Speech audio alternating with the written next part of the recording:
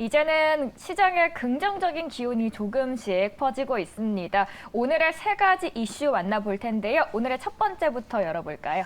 네, 아무래도 이제 금리와 경기 회복과 관련된 내용입니다. 금리는 낮아지고 있고 경기 회복에 대한 기대감은 높아지고 있다. 지난주 이제 CPI 미국의 소비자 물가 지수가 나오고 나서 시장의 컨센서스가 조금은 이 경기 회복 쪽으로 좀 옮겨가고 있다 이렇게 볼 수 있는데요. 아시는 것처럼 소비자 물가 지수 발표 후에는 금리 인상에 대한 강도도 조금은 줄어들고 있고 경우에 따라서는 올해 하반기에는 이 금리를 좀 내릴 수도 있다 이런 시각도 들어오고 있습니다. 그리고 지난주 후반에 발표된 미시간 소비자 신뢰 지수죠. 64.6포인트가 나왔습니다. 예상치가 60.7이었기 때문에 전월 그리고 예상보다 더 잘 나오면서 물가는 낮아지고 있고 소비에 대한 기대 심리는 높아지고 있다.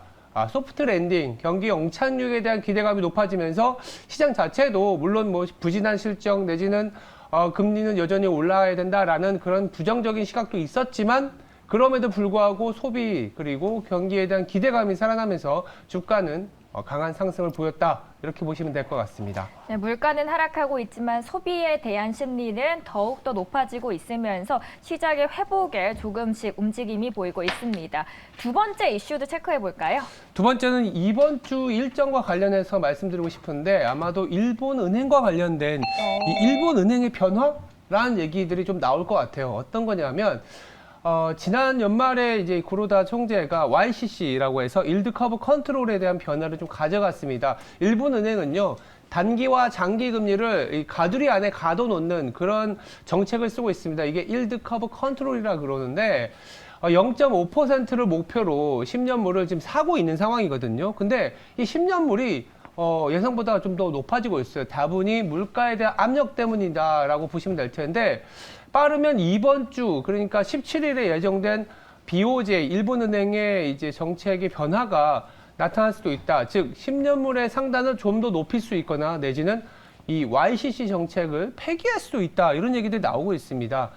그래서 일각에서는요, 이게 엔화가 굉장히 강해지는 시그널로 받아들일 수 있고, 일본이 이제 전 세계에 자산을 많이 갖고 있다 보니까, 일본의 금리가 높아지면서 소위 말하는 엔캐리 트레이드 청산이 되는 거 아니냐. 그러면 위험 자산에 이 일본의 자금들이 가 있었는데 이게 모두 다 환수가 되면서 주식시장이 좀 안 좋아지는 거 아니냐. 이런 시각들도 있거든요.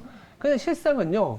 엔화가 강해지는 구간에 엔캐리 트레이드 얘기가 항상 나올 때마다 그때의 주식시장을 보면 그때가 좀 바닥권이었습니다. 왜냐하면 달러화가 약세를 보였고 이 엔화가 강세를 보이는 구간에서 한국의 원화가 강세를 보여줬거든요. 그러면서 오히려 엔캐리 트레이드에 의한 자금의 청산이 아니라 자금이 오히려 위험 자산 쪽으로 이머징 쪽으로 자금이 흘러갔었던 경험이 있기 때문에 물론 내일 일본은행의 정책들을 봐야 되겠지만 과도한 우려는 조금은 낮춰야 되지 않겠냐라는 생각에서 말씀을 드려봤습니다.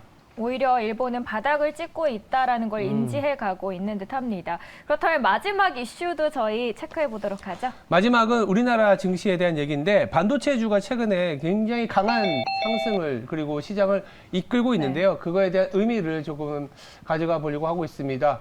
아시는 것처럼 삼성전자의 실적 가이던스 나오고 나서 오히려 쇼크 이후에 시장은 강한 상승을 보였죠.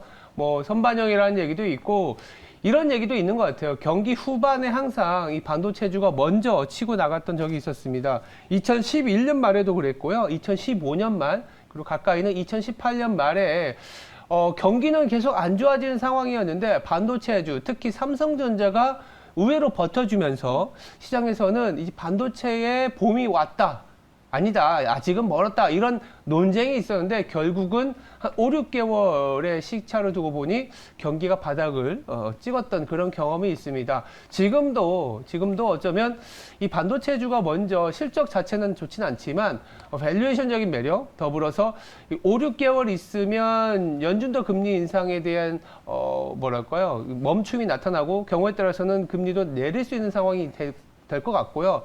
경기 자체도 글로벌 경기도 좀 바닥을 지나가는 그런 그림이 나타날 것 같은데 이 바닥에 대한 기대감을 먼저 반영하는 거 아닌가.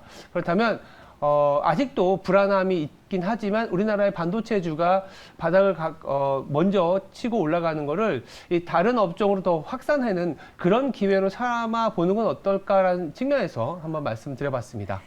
반도체는 주가를 또 선행하고 있는 만큼 오히려 지금이 회복의 시그널로 받아들이면서 앞으로 시장을 바라보셔도 좋을 것 같습니다. 지금까지 3가지 이슈 정리해드렸고요. 앵커 브리핑이었습니다.